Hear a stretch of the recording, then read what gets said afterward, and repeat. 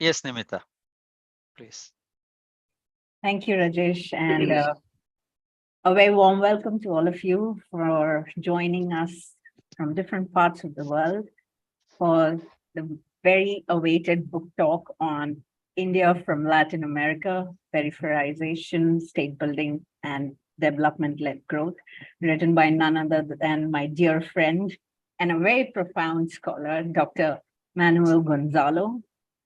The flow of today's event will envisage a quick introduction of the book, and then we'll open the floor for the discussants to give their views and interventions, followed by response from the author, Dr. Gonzalo, and then we'll open up the discussion with Q&A and more from an informal way of interaction. Talking about the book, well, the book India from Latin America, Peripheralization, State Building, and Development-Led Growth provides a very refreshing take and gives a Latin American perspective of the history of India's economic development. Correct me if I'm wrong, Manuel. And the interesting part is that it kind of refutes the very old assumption that India and Latin America are very marginal to each other, and because of the distance and other barriers, and there is a lack of communication. However, we could very well see from the facts and figures that there is an accelerated, very profound trade relation between the two. The book looks at India from three angles: peripherization, state building, and demand-led growth, narrating the development path of India comprehensively, highlighting extensive research by Manuel, providing a detailed data-led view, which he has well captured across 9 chapters. And it brings the idea of economic development in context to the historical, political, social history, as well as the evolution of foreign policy of India. It is a very welcoming step, not just for India, but also to strengthen the dialogue on economic development in the global South. And I think while India takes up the presidency of G20, and I'm sorry why I keep talking about it, because I'm being there in the fire right now. I think it is so important for the global South to set its own narrative rather than depending on scholars who have created a very prejudiced and biased kind of idea and narrative for our economic history. And in this context, Manuel's book comes as a very, very refreshing source of knowledge. I would say that this book is very relevant for budding scholars in different research areas related to heterodox economics, Indian economy, comparative economics, macroeconomics, political economy, the innovation studies, development studies, to name a few. So with this small setting the tone for today's presentation and today's discussion on this very, very relevant and timely book by Manuel, without further ado, I would like to invite our discussants, Professor KJ Joseph and Dr. Rhiannon Pug, for their interventions. If it is, would you like to prefer an order, or should I just call maybe Professor Joseph? Will it be okay for you? I think I told you that I have a pressing. In fact, I was thinking that I will be speaking through from my mobile. Okay. Card, so I have a little bit of pressing compulsion because it's unexpected. So sure. Okay. Yeah. Will it be okay for you to make your interventions first and then? Yeah. Right. Okay. So just a quick introduction to Professor KJ Joseph. He is currently the director of the Gulati Institute of Finance and Taxation, which is acronym GIFT. He's also the president of GlobalX and founding editor-in-chief of the Journal of... I was. And okay, now the former. Secretary General. Okay. Okay. We'll be putting points straight. Yeah, and I mean... It's a discussion job is to correct things. True, very much. And I believe it also highlights the number of positions Professor Joseph keeps on taking up newly because of his niche expertise and extensive experience in this domain, that people like us kind of miss the trail from that one. But just to highlight some of his earlier position here that he has, which includes Ministry of Commerce Chair Professor at the Center of Development Studies, visiting Senior Fellow at RIS, and Professor at Jawaharlal Nehru University. And he has worked as a consultant to various UN agencies, university, and think tank of national and international repute. His area of expertise is science, technology, and innovation studies for development, and focus on emerging technologies, IT, also FDI, trade, globalization, and issues related to WTO and regional development. He is an author of various research papers, policy-oriented reports, and has published very renowned books by leading international publishers. This is a small introduction. I think the list can go on and on for Professor KJ Joseph, but welcome, Professor Joseph, and we look forward to your interventions. Over to you.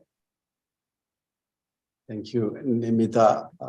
I'm very happy that, if I were, for that very liberal introduction, it was nice. And actually, I have a problem always because I don't have the word no in my dictionary. For everything I say yes, particularly anything on academics. And that lands me in too many troubles, in fact, So this is actually today, I should have been a little bit more careful. And I've said that because I should have told that, no, I'm not the right person. Perhaps Lakita Singh would have been the right person to do the discussion job than me, in fact, because Manuel has been very closely interacting with me during the preparation of this work. And he had I think almost a 4 to 6 months time stay in India, sometime in CDS, and he was traveling all around in the country.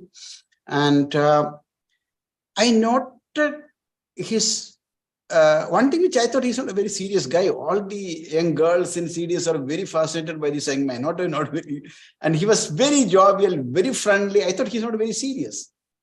And when his draft thesis came, I was really, really surprised.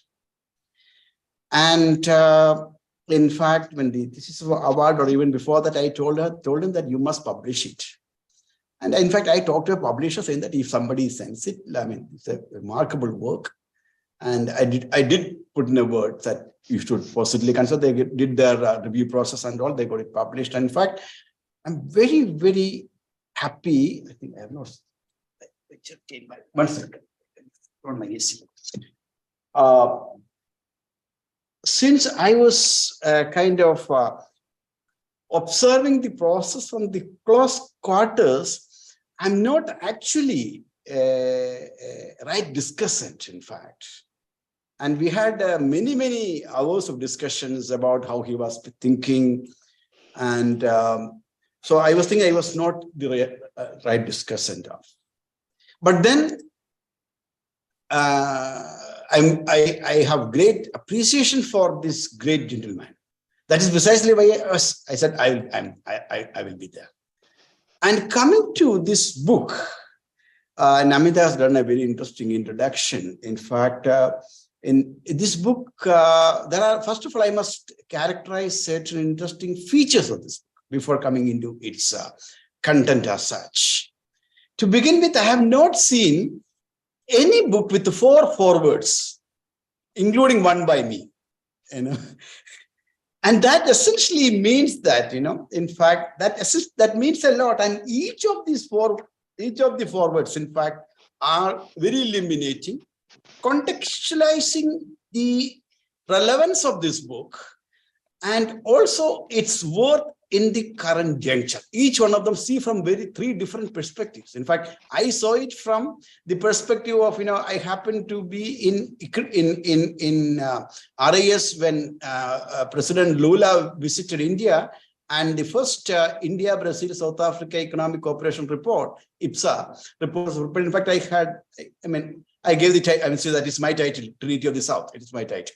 So I had very fascinated. Then only after that, I think I visited Brazil. I think I would have visited at least at some time now, and to Argentina.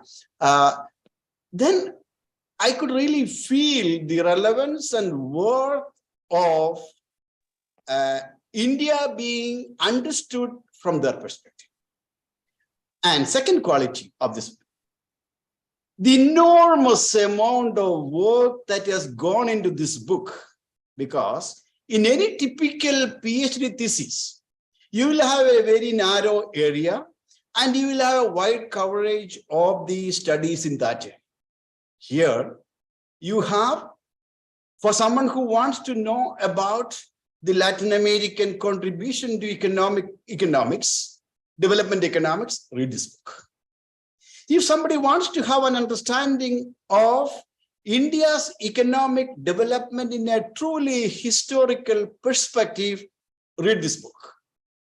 To the best, I'm not claiming that I'm an economic historian, but I have direct personal relationship with and great appreciation for some of the important historians in our country. Maybe it is Professor Panikkar, and maybe it may be my senior economic history. My God, I forgot his name. And if you maybe it is Amir Kumar Bachi, or who you name any economic historians. The contribution, it is there in the book. You take any major economist of current times, contemporary times, and their understanding of India's economic dynamics, be it the Bhatnagar, be it Pranabardhan, be it my great friend Nagaraj, or even for that. A person from another country coming and reading such an voracious reader only could provide such a comprehensive picture. And when it comes to agriculture, you see a contribution of, I'm referring to historian Tatanga Roy, who was my senior, he's a critique of the, I'll come back to that. Historian, I forgot his name. I know how I forgot, getting old age. And when it comes to India's industrial sector performance, Nirmal Chandra or any leading Indian economist, you want to talk about in agriculture, you take Vaidyanathan or the story of Green Revolution, you get it. When it comes to the first economic liberalization of the 80s and the new economic policy of 91 and the development thereafter and up to the contemporary, including a photo of our present Prime Minister hugging with the former US President. What I'm trying to say is that this particular work is really comprehensive. And it, when you are analyzing it from a typical PhD thesis, it may be having some problem. But a person from another continent wanting to understand the development dynamics of a subcontinent from a historical time starting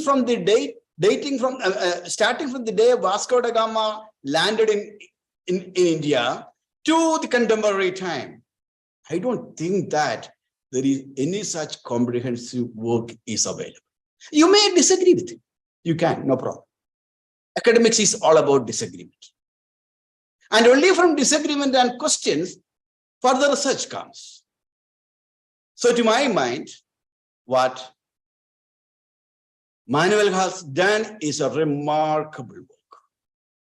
You just look at the citation of the authors. That is something which is, I think that personally I could not imagine this kind of. That is why I appreciate it. And it is analytic. It is analytically very sound. In terms of empirics, it is not. He doesn't have regressions. He doesn't work on R-square. But the empirical material that he presents by way of graphs and relevant data, it in fact beats even a typical historian's archival work. It's all basically from secondary sources, but how it has been weaved around. And in terms of the lucidity of his presentation and easiness in his reading, it is unbeatable. So on all these grounds, it's a very interesting read. Now, coming to what I see about the book. This book is all about a country. Today, we Indians are in an accelerating mode, saying that we are now the 5th largest economy and we are going to be the 2nd largest. And Nimita already said about G20 chair. And at the same time, you have got authors like Ashoka Modi, recent book, India is broken, and saying that right from Jawaharlal Nehru to Mr. Narendra Modi have betrayed India. That is the caption of the book. So we have difference of view. It is in this context that a scholar from another continent, that continent is very important, from another continent, trying to look at us from his lens. And what is about this continent, what is the importance of this continent? I would say that the path-breaking contribution towards understanding development. I think I should, my time is limited. I forgot, I think I should cut short. Sorry. I'll be brief. The path-breaking contribution towards understanding development, in a sense, came. It is not the 1934 article of Georges Q. Rodin and others. I would, in fact, give Routledge, Furtado, and the whole Latin American school, economic commission for Latin America, their contribution in understanding development dynamics is incredible. Particularly, the whole contribution towards unequal exchange, the whole contribution towards deteriorating terms of trade, so on and so forth. And the whole question of central periphery relationship, peripheralization. These are important insights, particularly because Brazil in the 60s and 70s, early 70s, Brazil was the blue-eyed boy of World Bank and other multilateral institutions for their remarkable economic performance. But from there, you are moving to an altogether different development dynamics, development situation. The so-called deindustrialization today, we are worried about the middle income trap and deindustrialization, which is staring at the Latin American countries. I mean, in fact, it is Argentina is in fact one of the really star performer, and the kind of economic interdebtedness and borrowing crisis, economic crisis, external crisis that they have confronted in the 80s, it is well known in history. It is known. Now, coming to this country, when we are talking to, I think I don't know, yeah, coming to India, a country which is accounting for something like 25% of the global manufacturing on the fag end of the Mughal Empire, 1700. Talking about, Madison data. And that actually has come down steadily by the time of India achieving independence. It came down to less than 4% or 4% is, his book says. And during this colonial rule, there were important developments like this. I mean, how this position. This is actually Indian economists have seen from our side. We have brain, what is called drain theory. We have deindustrialization hypothesis. Of course, my friend Tirthankar may not agree to that. He has a different perspective on that. Amir Kumar Bakshi and others arguing this. How a colony, by supplying raw material to the industrializing, the prospering Britain under industrial revolution, and the liberalized import or cheap import of textiles. He's saying Indians, in his typical sentence, Manuel says Indians clothed 45% of the global population, etc., etc. He was talking in his. And at the same time, we have a railway network coming in, but analysis of the type showing that this railway network, how it was built, and it was essentially meant for connecting the commercial centers and the mobility of army, not essentially catering towards the development of the country. And you know that 1880, I suppose, is almost 44%, 40% of 20% of the rolling stock was manufactured in India. But then there were hardly any engineers of Indians working over. So the point which is argued out, we have got our own way of seeing it as a drain theory, and Utsa Patnaik in her recent book has come up with the drain of estimate, I mean, to the estimate of 5 trillion. And Shashi Tharoor would say that Britishers have they started after looting the country, they included loot as an English word in the dictionary and put it as a practice way of their life. You know, this recently in a video thing he was talking like this. So the point, and at the same time, there is a lot of credence was given for English education, saying that because of English education, at that time they promoted that. Today the dividend in terms of India being able to fare well in the software because of the English proficiency. And Shashi Tharoor would argue that the whole money which was spent here in higher education, middle education, and all education by the British was not even half of the high school education in the New York City. And you know, I'm being from studied in Yale. I know that the Yale University, the whole corpus actually was by Mr. Yale, the governor of Madras Presidency. You know, so I mean, this is the kind of drain aspect. We have got our own way of looking at it and analyzing the whole process in a very detailed manner. Manuel, see that you can find the peripheralization, the central periphery hypothesis, the peripheralization theory of Latin American school has important implications. It could be an important lens through which the whole process could be understood.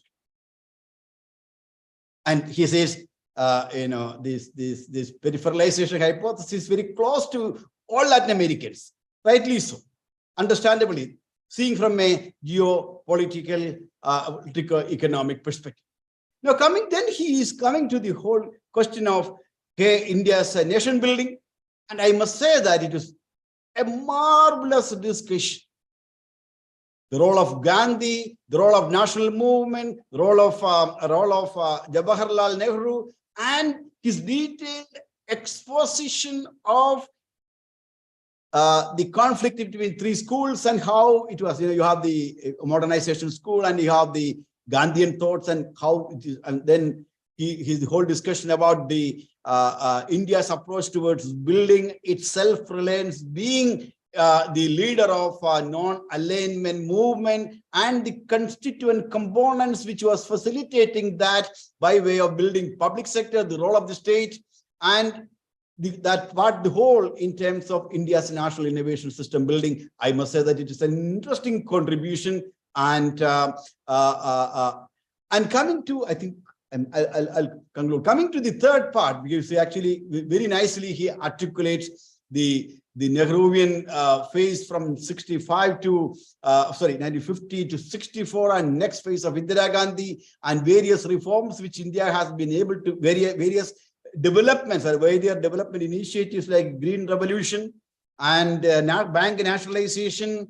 And the point is that there is hardly any important economic initiatives undertaken by India in this period has been left out. And when it comes to the national innovation system building effort, he takes a much more of a broader approach towards national innovation system as compared to the linear STI mode, to more of it's a much more of a broader approach. That is actually what Hacelato and others, the Reader's School of Latin America follows. And in the last stage, he very, I must say that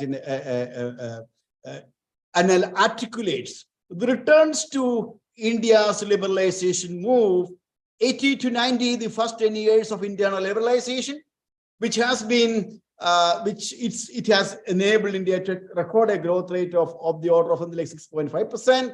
And it was explained how it was facilitated. We have got pro-market, we have got Arvind Subramanian and others, Daniel Roderick, they would argue in terms of moving away from what is called pro-business to pro-market.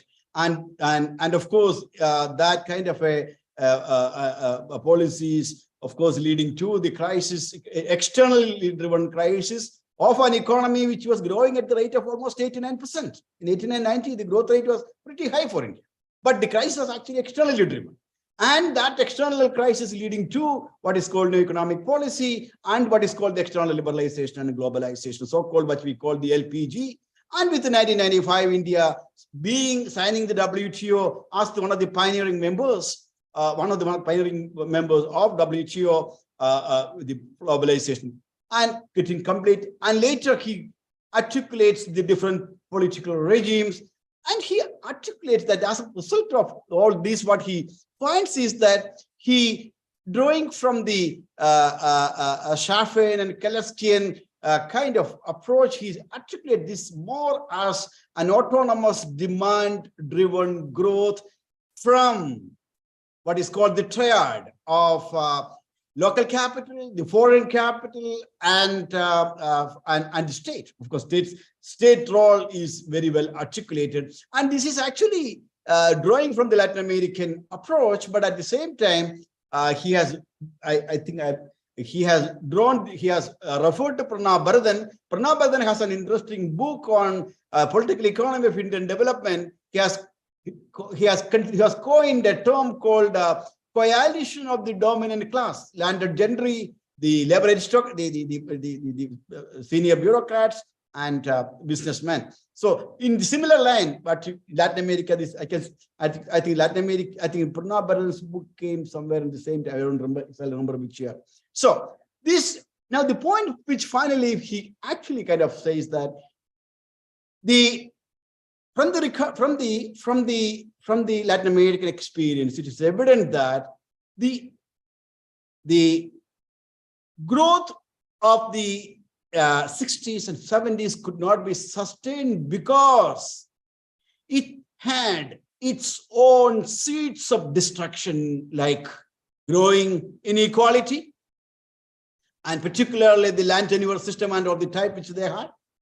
And similarly in India too, in fact, I think he has not given enough attention to Piketty in the book, and there are evidence to show that Indian growth is significantly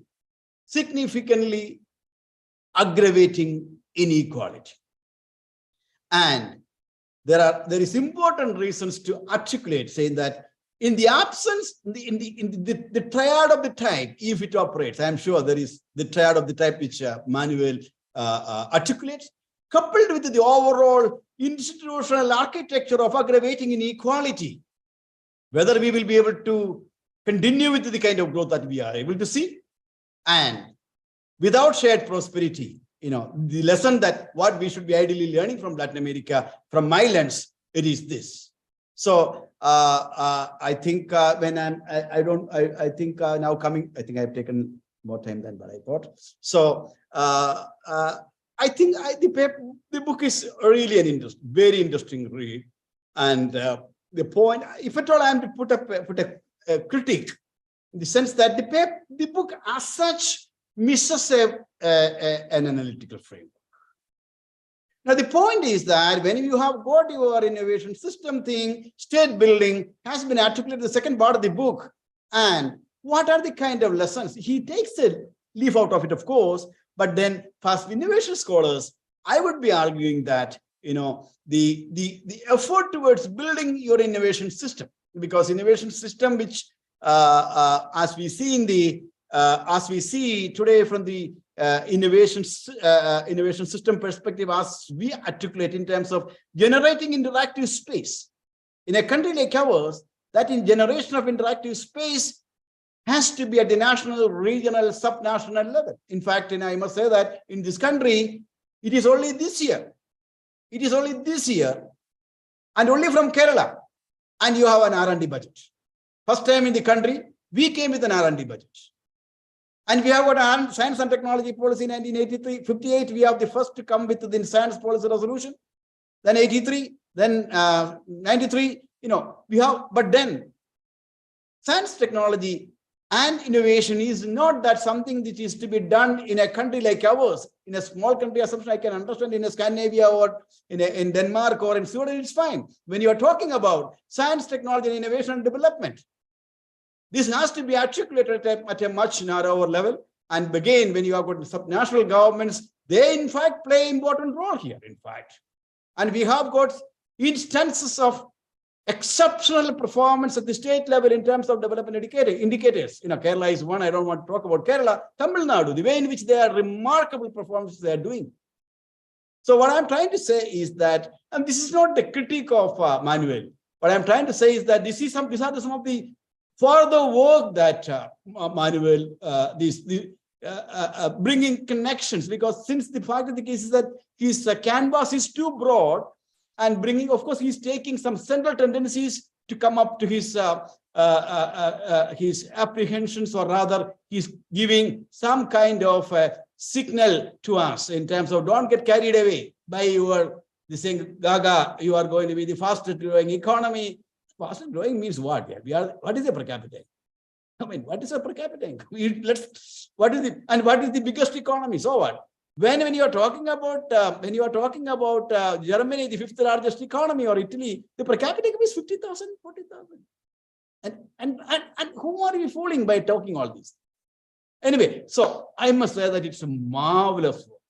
And I must say that, and it's a very interesting and very painstaking work. Anybody who wants to know about India, it's a very interesting book, and that too written by somebody from another continent. That, in fact, enhances the worth of the book. Kudos to you, Manuel. Thank you very much. Thank you, Professor Joseph, for your extensive views on Manuel's book. I love the fact that how you contextualized it across the historical trajectories of STI, trade, economic growth, and development, and how it is an eye-opener for all of us while connecting with other contemporary works by some of the eminent scholars.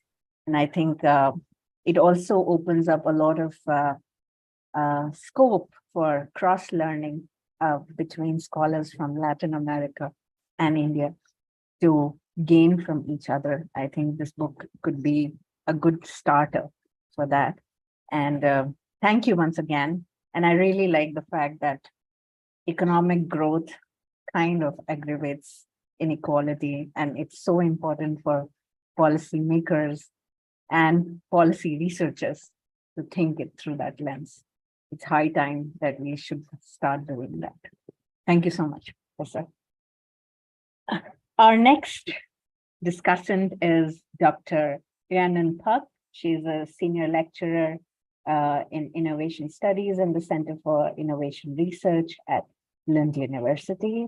Her disciplinary background is in economic geography, and she's interested in working in the area of regional dimensions of innovation. She works on varied projects of national and international repute, exploring innovation in peripheral regions, innovation and enterprise policy, and the role of university in driving regional innovation, regional development. She is also the main editor for the early career section of regional studies. I think those who would like to reach out to Rhiannon to publish their work, I think it is a good starter for them. And yes, Rhiannon's work has been published in very reputed journals and books, and we are looking forward to listen to Rhiannon. So over to you, Dr. Rhiannon. Welcome. Thanks, Namita, for your kind introduction. And thanks to Manolo for the kind invitation to be a reviewer of your book, which I take with a great honor that you asked me. So thank you. I'm actually going to share a presentation that I prepared to keep me on track in my review, if that's okay. Yeah. I hope, Namita, can you just confirm that you can see okay the presentation? Yes, totally. Thank you very much. So yeah, like I said, I was very honored to receive the invitation to review the book.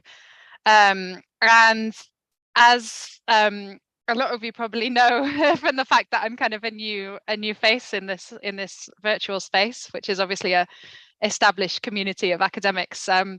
I'm somewhat of an outsider or some kind of ignorant, naive person coming to this topic. And I feel a little bit out of depth in this community that are so knowledgeable and have so much expertise about development economics generally, and also about India and Latin American perspectives, which for me, there's been a lot of learning involved in this process of reading this book and thinking about it and trying to come up with a response.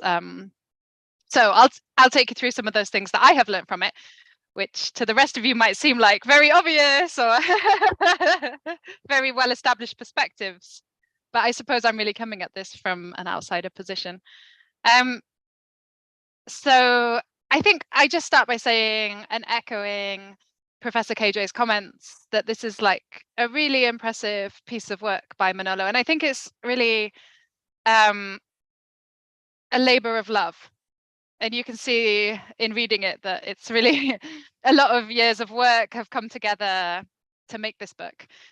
And I'm really impressed that Manolo has managed to produce this book. And I know that this isn't the only thing in the last few years he's produced. He's also been working on other research papers and teaching and other projects. So I think it's really, really impressive to actually manage to produce this work, you know, given the kind of pressures that modern academics work under. It's not like you have years to sit down and do nothing else and only produce a book. So yeah, that's really impressive. And I really enjoyed it, actually. I really enjoyed especially the kind of historical perspective that the book gave. And I feel like it led us to this like contemporary view of India and the Indian economy, but from this really long-term perspective, which I really appreciated. And I think it's worth saying, as Namita already explained, I come from a background in economic geography. My first degree was in human geography, and then I specialized in economic geography, but the geography of innovation, I suppose, which is why I ended up in innovation studies. And when I was reading this book, I felt really like at home, and that it could have been written also by a geographer, because I think it had so much place in it, in the book, and so many maps, which I really appreciated. So I think when I started reading it, I was worried that I was going to quickly get out of my depth because I wasn't an economist. And I know that Manolo talks on a very like deep kind of understanding of development economics, and I very quickly can get lost when we talk on academic issues. But when I was reading it as a geographer, as an economic geographer, I felt like very at home and very like familiar with the approach. And I really appreciated that somehow Manolo is right in this, like, beyond his disciplinary perspective and beyond his disciplinary background. And I think KJ sort of read from it this economic history perspective, which was also there. And I suppose I read the kind of economic geography perspective as well that was really there. So in that sense, I really think that this book is like transcending disciplinary boundaries, which is something really enjoyable about it. Yeah, I mean, for me, I'm coming at it from knowing actually very little about India. I'm embarrassed to say that. I grew up in the UK, I grew up in Wales, I studied all of my degrees, I studied at Cambridge, and now I work and live in Sweden. And it might be surprising, or maybe it's unsurprising to you all, knowing what, the history of the situation, but we actually had basically no education until we reached university about India or Indian history or politics, which I guess really, when I reflect on it now, is very shocking, considering the role that Britain played in like the plunder of India, and the path that Britain set India on, basically. So it's very surprising now when I look back that, like, in school we weren't taught about these issues. It's probably unsurprising to the rest of you, because why would the colonizer want to face up to the facts, right? I suppose that goes without saying, but to me, that's like really, something I reflect really critically on now, that we were learning about, Henry VIII and his 6 wives, but we weren't learning about these very contemporary issues that were probably more important parts of the history. And I'm also coming at it, I suppose, from the perspective of like being a Global Academy kind of graduate, which is of course how I know Manolo and also Numita. And I suppose having learnt more from my peers about these issues that we're talking about. So I come at it from a place of appreciation that we all had that experience, and that we got to know each other and to know each other's work. And I think this book, and Manolo asking me to review it, came at a really good point in my life, really, because the last couple of years I've been working with some colleagues in India, Fayaz, who I think a lot of us know from the Global Network, and also Debananda Misra, who's at Indian Institute of Technology in Delhi. And we've just had a paper published in Regional Studies about the establishment of new Indian universities, if you wish to see it. But so this book has come at a really good time for me, because and actually these new collaborations have been the greatest joy in my work life for the last couple of years, to forge these new connections and to start doing work in the Indian context. So this book has come at a really good time, and I really appreciate that, Manolo, that it's kind of given me a background and an education in the Indian case that I was lacking. So it's really kind of helped me to come up to date. So yeah, the book, as Professor KJ already explained, is basically in 3 stages. The first is called Peripheralization, which is kind of the more historic view. And then the next part is called Statebuilding, which is really about like the formation of the modern India that we see today. And then the third one is called Demand-Led Growth, and that's really the contemporary Indian economy and what we see now. So I'll just briefly talk through those 3 and kind of what I took from each section, I suppose. And the Peripheralization chapter is maybe the one that I enjoyed the most. And it really, like Professor KJ already said, it took us back to the days of Vasco da Gama through the colonial era, and really explained this kind of change in India's position and situation in a global sense, from being kind of at the center to becoming peripheralized. And it really takes a kind of critical perspective on that process. And what I really appreciated about this is that I've been working a lot on the concept of the periphery and innovation in the periphery. But as a kind of regional economic geographer, the way that I've always understood and used periphery is like a within nation concept, that you have the core, the capital city, and then you have the peripheries, the rural areas, the sparse areas. and I've known for a long time that there's this other school of thought, which is about kind of global sort of systems thinking, and some kind of Marxist traditions that talk about global cause and peripheries, and that kind of speaks on a different level, I guess, to us as kind of regional scholars who look at sort of peripheries and cause within countries. But I've never really developed a full understanding of that world sort of systems theory approach of global cause and peripheries.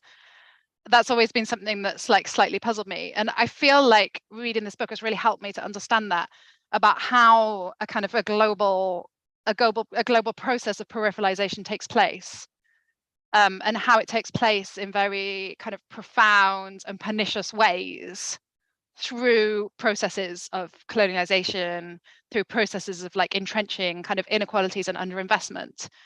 And that's how this kind of proliferation process takes place on a global scale. And I think having a very deep kind of explanation of that from the historical perspective has really helped me to understand that kind of contemporary view on global cause and peripheries.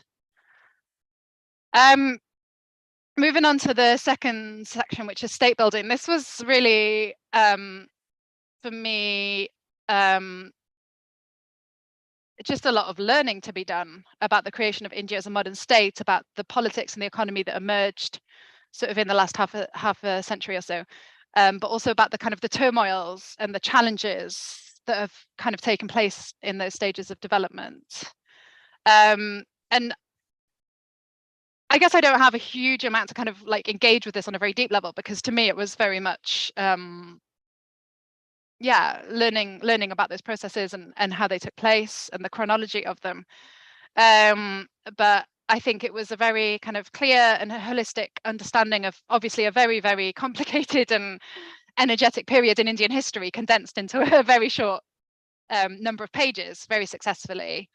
And it's kind of given me, I guess, the impetus to find out a little bit more about this period of development, and to understand more of what has happened during that period. And then, of course, we come to the final chapter, which is demand-led growth. And this is really about the kind of modern Indian economy as we see it today. So I feel like we're back on slightly more comfortable ground for me again, because we're kind of to the here and the now, what we hear in the news, what we hear when we meet colleagues and discuss what's happening in India. And, things that we in the academic community hear an awful lot about, like the importance of the ICT clusters in India, the importance of the Indian diaspora in the development of innovation systems. Of course, I've known about that for a long time, since reading, like the work of Saxenian in California, and understanding about this kind of crucial role of like Indian diaspora. But it was good to have the quantitative information presented in this book as well.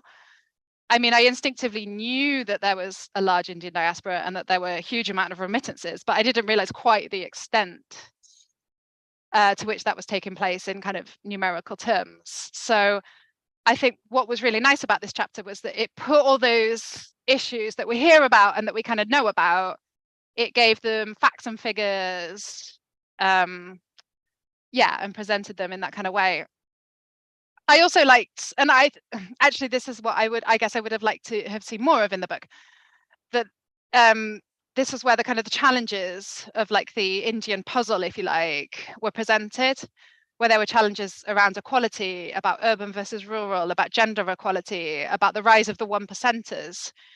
And these are obviously issues, as India now is one of the largest contemporary economies. These are issues that obviously we're struggling with in economies around the world, and they only seem to be getting worse after the COVID periods. And what's amazing is every time we see a crisis come, whether it's a financial crisis, a health crisis, it seems like this difference between the 1%ers and the rest is getting entrenched even further each time. And it's interesting to see that being written about in the case of India as well. So I think this chapter for me, it highlighted a lot of the issues that are actually kind of common across, whether we categorize economies as developed, as global north, as global south, however we say it. Clearly, a lot of contemporary large economies are facing a lot of challenges around equality, inequality, and equity. and obviously it ends on this idea, is it like the coming Asian century kind of centering India back into this kind of core, sitting at the crossroads between the kind of old school East and West, and all these dynamics, and yeah, just kind of positioning the book as like, okay, where are we going next in terms of India and its importance globally, which is obviously going to be very high no matter which way we slice it, there's no doubt. So just a couple of final reflections really, from my reading of the book. The first thing that I was reflecting on, and I think you've touched on this a bit, Professor KJ, talking about someone who's like from another continent coming and looking at the Indian case. And I found this open access photo that I thought kind of expressed it quite well, of somebody with binoculars looking through a window. And I thought that maybe that was like Manolo, because he's someone from another continent, from another place, from another like theoretical place as well, right? From the Latin American school. And he's putting all those different lenses on top of each other to actually study the Indian case. And then I started reflecting on also my own position as someone who like grew up and had my education in one country, but now has my life and my work in another country, which is Sweden. And that uncomfortable position that you're always in when you're researching a country that is not your country where you grew up, right? And you're always wondering, am I kind of an insider? Am I an outsider? Am I allowed to comment on this country? It's not my country of birth. It doesn't belong to me. Am I allowed to be critical? Like, am I somehow naive to this place because it's kind of exciting and exotic and different for me? So am I blinkered and I'm not seeing it for what it really is? And it made me think about all those like complicated issues, yeah, of being like an insider versus an outsider. But I also thought that I also reflected a lot when I was reading Manolo's book about how I've read a bunch of books and a bunch of work written about India by British authors, and they never reflect on their positionality, right? It's like the privilege and the arrogance just to write about a place without reflecting on your positionality and where your ideas come from and how you're viewing it. And then when I read Manolo's book, where he reflects very much on his positionality and where he comes from, it really exposed to me that kind of the arrogance and the assumptions of like English language writers that they can like talk about anywhere and it be kind of somehow definitive or correct, right? So I really appreciated like that element of what you've done here, which is to really unpack those layers of kind of privilege and of lenses and all of those kind of issues. And I just wanted to finish with a picture of Yerba Mate, because yeah, he has one. Because when I was thinking about this thing about being an insider and an outsider, I had this funny idea, because anytime I've ever seen Manolo, he has his like flask of mate with him and he can't go anywhere without it. And I had a nice image of Manolo traveling all around India with his mate and what people thought he was drinking, and if that was as amusing to everybody else as it was to me. So that, yeah, this last picture is just a little homage to you, Manolo. Yeah. All right. Thank you for your attention. Thank you, Renan, and thank you for highlighting how important this book is from an interdisciplinary perspective, and it kind of brings about so many different flavors in terms of like a conjure of many disciplines, from economics to geography to political science, and that makes it more relevant in today's context. Also, like taking us across different stages and highlighting the key aspects of the book, and reopening certain aspects, which I think Professor Joseph also mentioned, which could be taken forward by other, younger scholars or people who are way more interested to engage in this kind of work. Thank you so much. And now the person, the man of the hour, I would like to give the floor to Dr. Manuel Gonzalo, the author of the book, who is the adjunct professor at the Degree of Development Economics at the UNQ, and he's associate professor at the School of Economics at UNDC. He's also the coordinator at the South Asia Working Group of CARI. Manuel has more than 20 years of experience in doing research and teaching in many universities in Argentina, Brazil, India, and on various aspects like comparative development, innovation, entrepreneurship, to name a few. He was also and is still a visiting researcher at CDS Trivandrum, and also a researcher at the Research Network on Local Productive and Innovative Systems, which is at UFRJ, Brazil. A graduate in economics, Manuel did his master's degree in economics and industrial development from Argentina, and he has a doctoral degree in economics from UFRJ. Very celebrated work by Manuel in many journals, and he has presented at conferences, a dear friend and a contemporary scholar. Looking forward to listen to Manuel. Welcome, Manuel. Over to you. Hello, thanks. Well, in fact, I mean, my words are mainly oriented to say thanks.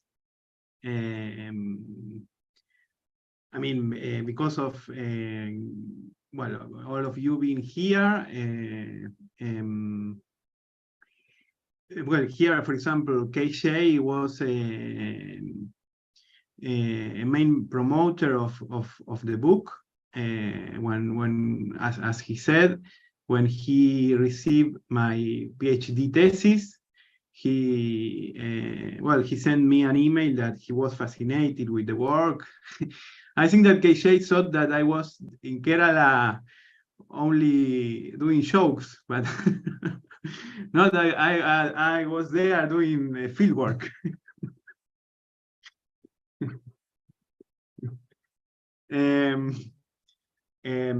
Well, and also for your time, both Laguinder, Rajesh, Nimita, I went to the Taj Mahal with Nimita, my first time at Taj Mahal. I know Rajesh's family. We went to a family meeting in Kerala with Rajesh and all his family, and with Rhiannon. Well, of course, that we met through the Globelix Academy network, but we have been involved in different networks and initiatives. With Laguinder, we have been now in Korea, in Seoul. So, well, you know that this, well, we are mostly researchers and professors. I think that this is not a so easy profession, in the sense that we are always like stressed, doing like with pressure, and the academia is not so used to be warm in the sense of the work of the others, and we are in our professional life competing for funding, for resources, for publishing. But I feel here, and I feel with you, like it's like a sincere how can I say, recognition of my work. It is true that I have been working a lot on my PhD thesis and on the book. I mean, I spent 4 years doing the PhD thesis and 2 more years preparing the book. Of course, that with other things, papers and projects, as Rhiannon said, but it is true. It is also true that it was my main research object. So so I have spent a lot of time, and I feel good with your words in terms of the recognition of my work. In general terms, I would, I mean, as Rhiannon said, of course, that being in Latin America, studying India and South Asia was not an easy challenge. It was part of, it started as a BRICS project in Resist. But in some sense, before being in India, I stayed for 2 years reading Indian authors. Yeah, and one of the, when Rhiannon said, well, how to speak about a country or an area being a stranger, and it is true. So I thought that, and I also feel this, that, well, I am going to speak about India, but I am not Indian. So what I try to do is to read and to show a lot of Indian authors. So this will give me the possibility to speak about India, because I read a lot of Indian authors and I speak a lot with Indian people. One of the main spaces for this book and for the fieldwork, it was the university campuses. I mean, the CDS, Indira Gandhi Institute, IIT Delhi, IIT Bangalore. So to speak with the PhD students was a main source of knowledge for me. It was really interesting and important for me. And I mean, in some sense, this gave me the possibility to not to be so shy in order to speak about India. In methodological terms, it is true that it is like a Latin American approach, but at the same time, I first make a big effort in order to try to understand the Indian history, the Indian geography, the Indian demography, and not to force the Indian reality to the Latin American lenses. So first, and I have some works that are not from Latin America, in order to not to force the Indian context to the Latin American lenses. In fact, in some exchange with Rhiannon, I think in one paper that he made like a review and a comment, I remember that she said, well, but what is the particular thing of the Latin America? Why you say that the Latin America lenses give another vision on this? And this is a point. I mean, this is a point.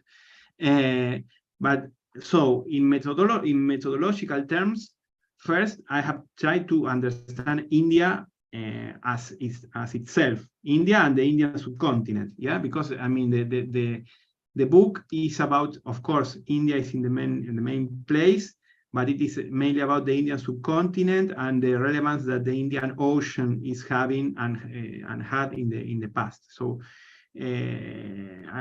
I have tried to work on this space and trying to avoid like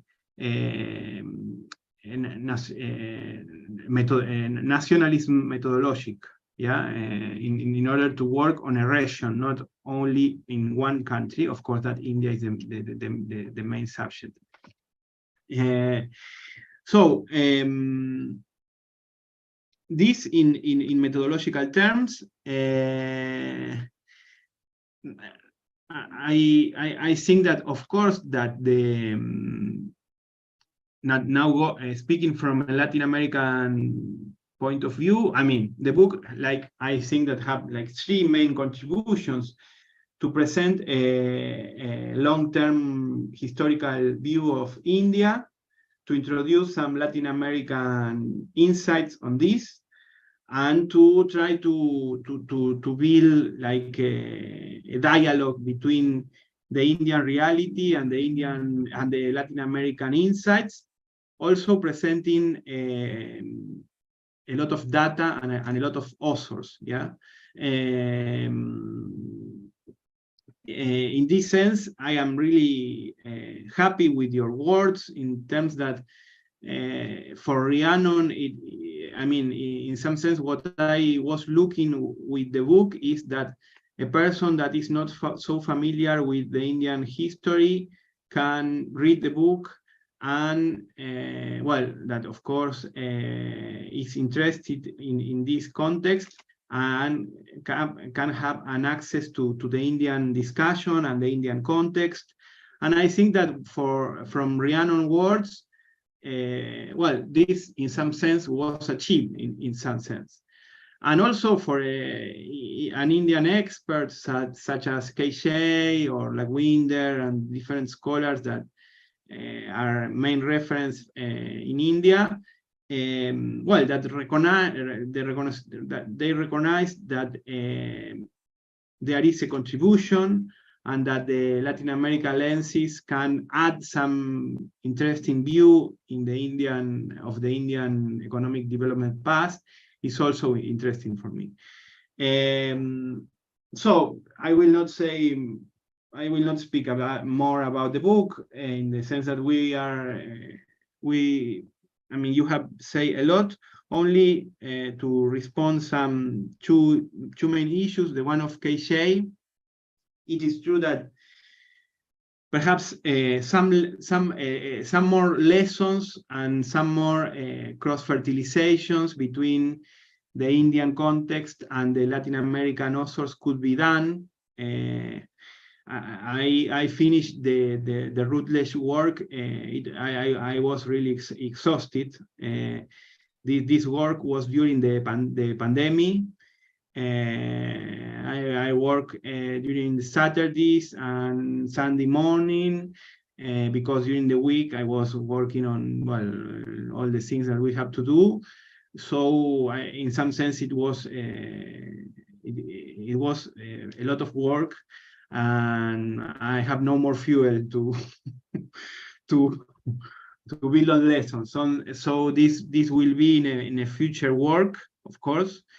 And related to Rhiannon, that I really appreciate. I mean, of course that I am mainly an economist. All my studies are mainly in economy, but in Brazil, I really appreciate and learn the relevance of geography.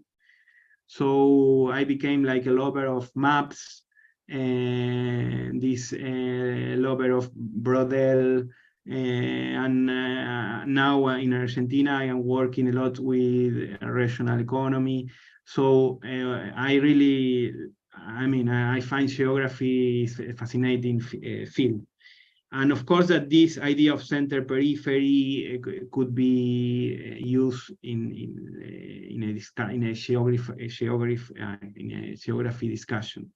But only to say that the last point that Rhiannon said, that perhaps a little bit more of the challenges and a little bit more of this of the minorities or the problems of the Indian context. Well, I try to capture these ideas and discussions with the idea of structural heterogeneity, yeah? That it is a Latin American coin category, but that this really fit with the Indian context. I mean, you have like one of the most important space and programs, and 1/3 of the population without toilets. Now I think that this 1/3 is coming, it's 1/4, yeah, or a little bit less. But it is true that this aspect could be much more worked. The last part of the work was oriented to introduce this like demand-led perspective. So I make a lot of effort to articulate this view and to show this view, and perhaps not so much emphasis on Piketty's work and all this, the idea of income inequality. But I mentioned that in this chapter of Belindia, that I compare the Indian growth with the Brazilian growth. I mean, this is the main discussion. This is the discussion that you have a high growth economy with an increasing income inequality, and that this is financed mainly with external sources. So this is there. And I also say that in some sense, in Brazil, you have a military government, and in India, I introduce this point that also the religious issue and the caste system act as an income distribution limit. So this discussion is not so present in general terms. So I think that they are to introduce this is important, I think, because if you have 60% of the Indian labor market that is informal, and you have a strict social system of inequalities, it will be really difficult to reduce income inequality, to reduce social inequalities. So for me, I mean, Rashes, one said, well, we are not so many people, we are 30, 40, but for me, what I have here from Rhiannon, for Nimita, from Rashes, is really nice. I think that these interactions are strong, that they will continue. So I am really happy for the time that you spend here, for the time that you have spent reading the book, and willing to continue with this building of knowledge and dialogue, that it is South-South, but it also includes global North. I am not a chauvinist person in the sense that, oh, Latin American is the best form to, no, I mean, it's only a contribution, and this also includes global discussions, political economy, innovation system, Freeman, Lumbal, all these people. So I try to introduce like a global perspective too. So, well, not much to say. Thank you very much. Thank you all. Thank you. Thank you, Manuel, for that very touching and very sensitive feedback. Thank you very much. Now, may I invite Professor Lakhvinder Singh to comment. Thank you very much, Dr. Rajesh, for organizing this discussion, which is, I expect, is going to benefit a lot to the participant as well as to the author.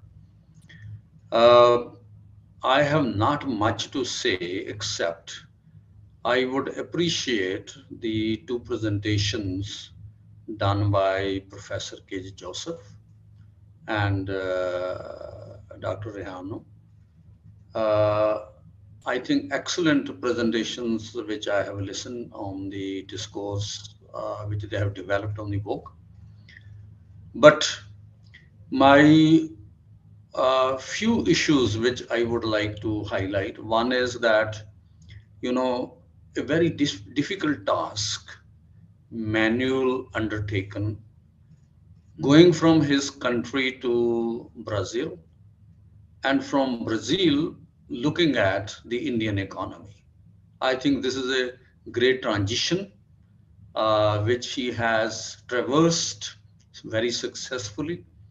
And I think that this is encouraging that largely the European scholars have spent a lot of time to understand other economies of the world. The reason behind that was because the global powers are expected to have a particular kind of understanding and see towards the countries which they are expected to rule, trade, and benefit out of that.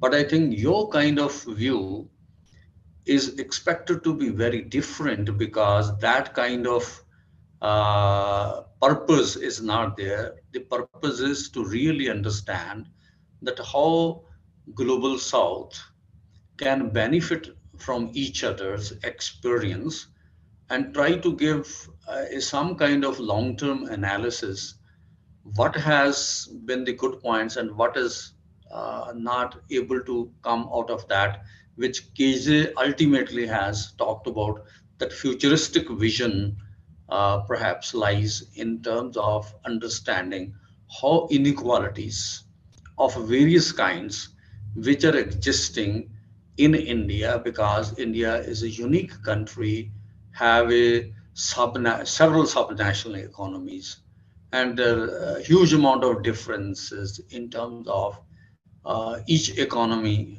and you'll find that the aggregation which we are usually getting, the nuances and as well as the actual transformations which are going on, each one of them perhaps is very difficult to capture if we are not looking at from a regional perspective within India. So I think that is one of the very important aspect which you in future, if you are engaging, and I think you are keep on engaging regularly on 5G paper which you have published in Seoul Journal of Economics, that is your engagement with India perhaps is very, very important for all of us to understand. And if you continue with that, I think that you have to put your hands deeply in the regional progress of various states of India, which are like in the European countries, the nation states. Okay, so we call it subnational economies in India. That is required to understand that what is happening there. That is more learning experience which you can transmit to other parts of the world. The second very important aspect which I would like to, read the book more carefully in future, and I have forwarded it to a very important reviewer to review this book in the journal Millennial Asia. Soon, perhaps we are getting from the reviewer the comments, and will include the book review in Millennial Asia, and that will help us to understand better how we are going to, have a lessons drawn from the book for futuristic studies and all that. But my understanding is that, uh, for a long period of time, India has not been able to, use the kind of strategies which we have already using and move towards a sustained path of economic development to grow as a developed country of the world.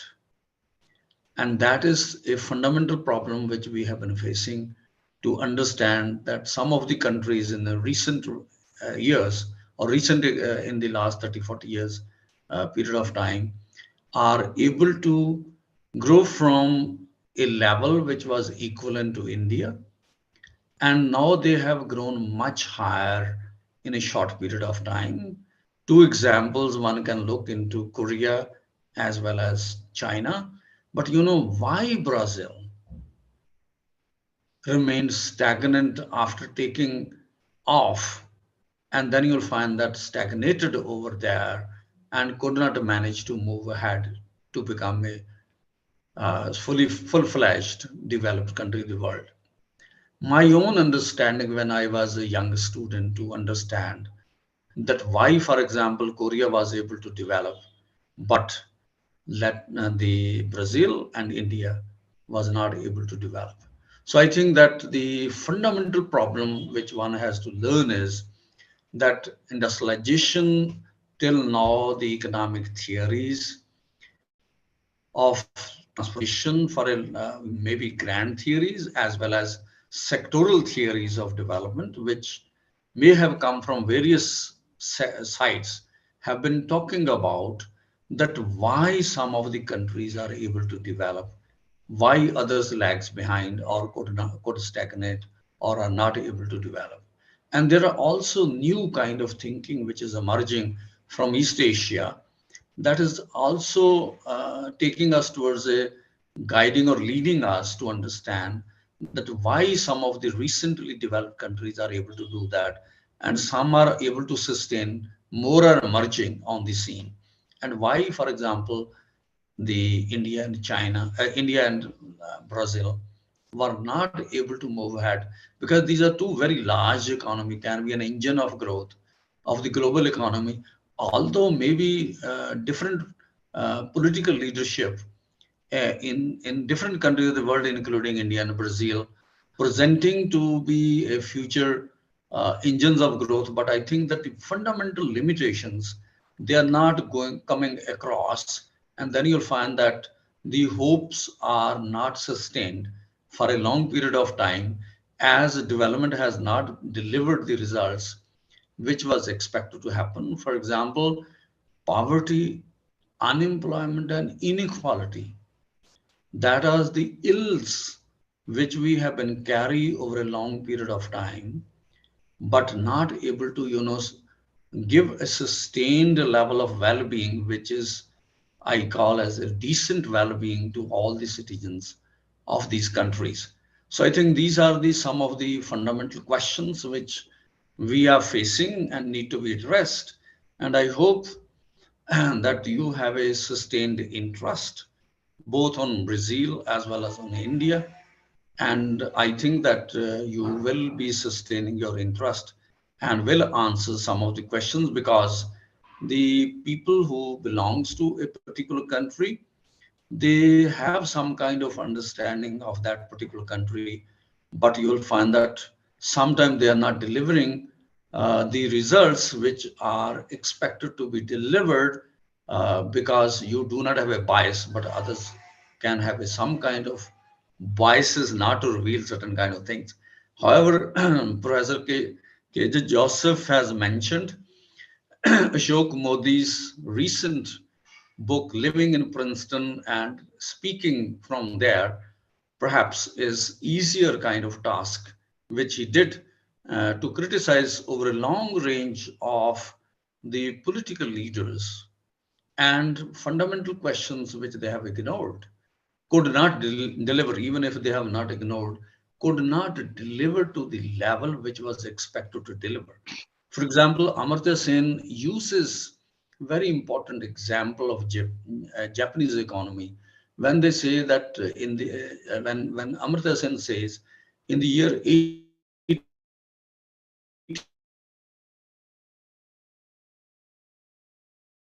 why Japan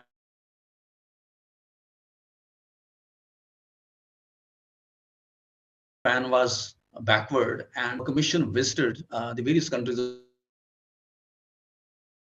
stating one of the single most important factor, that they were educated, Japanese were not. So in the year 1905, the Japanese government developed a policy to, universalize education. And in the year 1911, when they, advertised to recruit people in the army, everybody, presented for recruitment had a 5 classes passed. Now, why in Brazil? Why in India?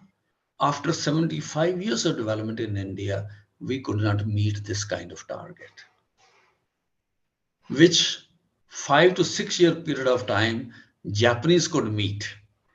And I think that is the beginning of a story. After that, they have built land reforms. And then you'll find that industrialization, it was a sequential kind of development which they did. And I think Korea followed the suit. And you will find it is well known that China started delivering education at the grassroots levels and bringing industrialization to the rural areas of China. And I think that that is the kind of strategy which has worked. And you'll find that we have either Brazil as well as India has been ignoring for a long time. Actually, Lakendraji, Yes. has actually highlighted the same point in his book. Yes, I did. So I think I have, spoken what I would like to comment on. So thank you very much on this. Thank you very much. Thank you. So my appreciation, and thank you very much for giving this much time. Thank you. Thank you, Professor Lakhvinder. That was a very, very succinct appreciation of Manuel's work. We have very limited participants now. Would anybody from the participants like to ask anything to Manuel? So I think we are quite quite good with the time. We can close now. Manuel, I wish to thank you very much for consenting to present your book in this forum. We met in one of the Globalist conferences, and I saw you with your mate. That is mate, right? Mate with you, and you asked me to share the mate. Hesitantly, I shared mate, and then I saw you sharing the same mate with everybody in that forum. That was very, very interesting, and I will never forget that. So we instantly took to friendship, and you visited India. I met you in the airport. We together we met KJ, and I was observing you. You are very, very observant, and you wanted to see the life, how people live, how a marriage, a wedding ceremony is conducted, how a cremation ceremony is conducted. There are several kinds of hundreds of types of cremation ceremonies in India. So you have seen it. You have seen a bit of the villages. You have seen how poor people live. I have been a witness to all this. So I was quite sure that you were going to produce something phenomenal out of it. That is what you have just done. I just have two comments for you. I consider your work is very important in two fronts. One is that as a foreign eye, this is very, very important. In your place, an Indian student, for example, I wouldn't have been that comfortable, or it would have been a very intimidating prospect for any Indian to address the Indian history, something like 30,000 years, and out of it, at least 500 or 1,000 years of written, well-documented history. So it is quite a daunting task for an Indian, being constrained by so much of personal allegiances and personal problems, for not being able to see several things. For you have been placed at a very, very, very good vantage point, a foreign eye. So that is well deserved, and you have done a very good job out of it. Second one is your approach through the innovation system perspective. It is very important, since especially at this time when the sort of innovation system perspective that we use, the STI kind of the economically inspired view of innovation is increasingly finding at a very difficult juncture. It is actually finding an existential crisis in the to quote Luke Soete 2019. He has mentioned it very clearly that STI is facing an existential crisis, which is surely not for good. So at this juncture, making an attempt to look at the political economy of a country in an evolutionary kind of angle, using this innovation system framework, it is very important. And looking at it from a different continent, different country, is all the more important, especially now, the global southern countries, facing the prospect of highly disruptive technologies in the horizon, demanding a very special kind of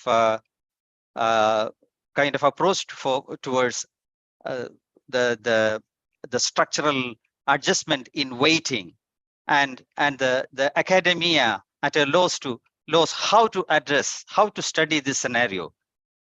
The advent of transformative innovation policy kind of frameworks are looking at growth with a lot of suspicion, the growth-oriented economic analysis with a lot of suspicion. Will it do good for the global southern countries, which actually need growth? Then what kind of sustainability prospects they will face, and what kind of preparedness they should have, especially since the kind of our kind of academia are not well trained in the heterodox kind of economic approach. We are still locked in the neoclassical kind of training and approach. So these are very, very, very disturbing questions. At this juncture, I think the sort of study that you have done and this kind of such kind of approaches connecting south to south is very, very, very important. So congratulations, Manuel, once again, and thank you very much for producing this wonderful book. Thank you for coming. Thank you, Professor KJ, for that very, very comprehensive and extempore and very scholarly appraisal of this book. Ryan, that was a very kind approach and your scholarly comment on the book. Professor Lakhvinder Singh, then Nimita. We were all a very good team, and we continue to be a good team. It's nice to see you again and again. So Nimita had to go earlier, so I thank all of you, Indu, for being a very, very strong support for this our platform. Actually, this program, this book review program, we call it Book Talk. Manuel coined that term, Book Talk, that name. So this is the very first of a series of programs that we are starting. We are planning to discuss new books on innovation and allied disciplines. So let this be a very, very fruitful and very, very good start of the series. So let me thank you all, and let us wind up this session for today. Thank you very much. Thank you. Thank you. Nice Thank meeting you. Rinamon and Vitis Ifat and Shah. Others are not here. Intuji, nice meeting with you. Yeah. Actually, I'm getting cold, so I'm really in bad shape. You're very frank enough.